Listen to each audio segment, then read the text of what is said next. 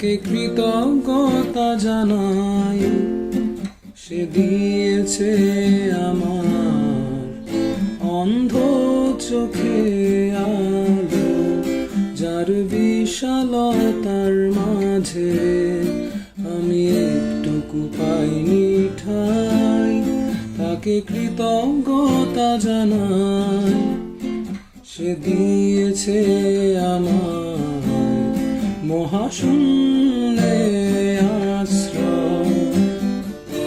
আমার সব অপূর্ণতাই যেন হয় আমার শূন্য পথের প্রতি শ্রেয়তম আশীর্বাদ।